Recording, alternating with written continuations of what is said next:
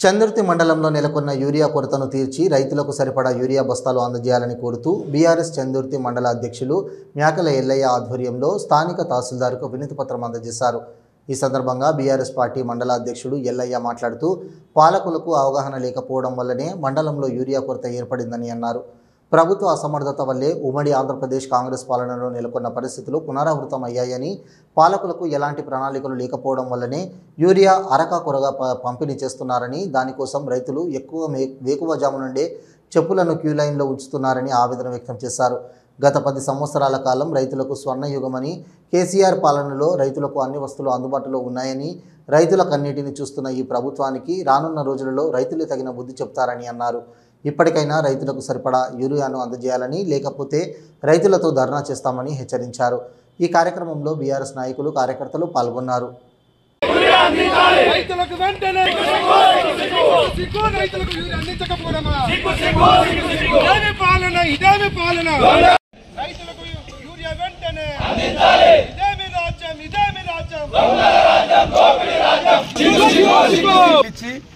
వెనకటి రోజులు తీసుకొస్తామని చెప్పి ఇవాళ గత 10 ఏళ్ల క్రితం కాంగ్రెస్ పార్టీ హయాంలో చెప్పులు లైన్లో పెట్టి చందుర్తిలో పోలీసుల పహారాలో ఎరువుల బస్తాలు పంపిణీ చేసినటువంటి 10 ఏళ్ల క్రితం జరిగినటువంటి పాలనను ఇవాళ రేవంత్ రెడ్డి గారు తీసుకొచ్చి మళ్ళీ మారు పునరావృతం అయింది।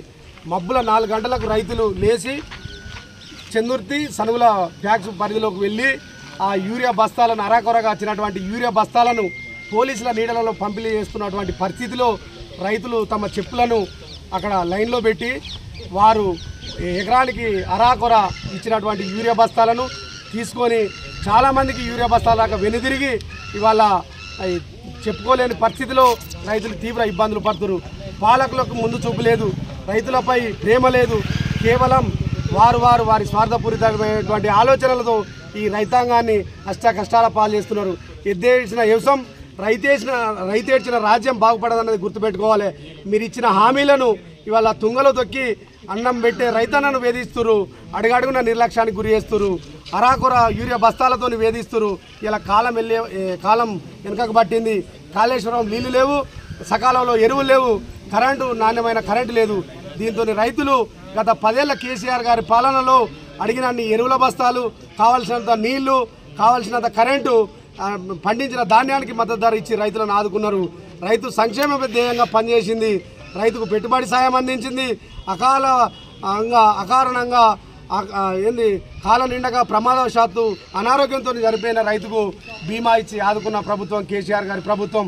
ఇలా అట్లాంటి ప్రభుత్వాన్ని కాదని మీరు మంచి చేస్తారని మీకు ఓటేస్తే ఇలా రైతులను నట్టేట ముంచి వెనుకటి రోజులు తీసుకొచ్చినటువంటి దుర్మార్గమైన ప్రభుత్వానికి రైతులు త్వరలో పెద్ద ఎత్తున బుద్ధి చెప్తారు।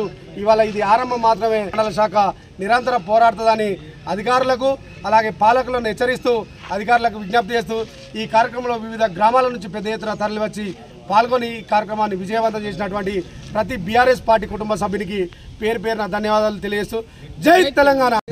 ప్రతి విషయంలో ఫెయిల్ అయింది, కేసీఆర్ తిట్టడమే ధ్యేయంగా పెట్టుకుంది తప్ప రేవంత్ రెడ్డి ప్రభుత్వం ఇంతవరకు రైతుల పక్షపాతి కానీ, కార్మికుల పక్షపాతి కానీ, అదేవిధంగా వృద్ధుల వికలాంగుల పక్షపాతి కానీ ఎవరి పక్షపాతం లేకుండా వాళ్ళ స్వలాభం కోసం, వాళ్ళ కడుపు నింపుకోవడం కోసం తప్ప ఈ యొక్క రైతు సంక్షేమం కోసం పనిచేస్తలే।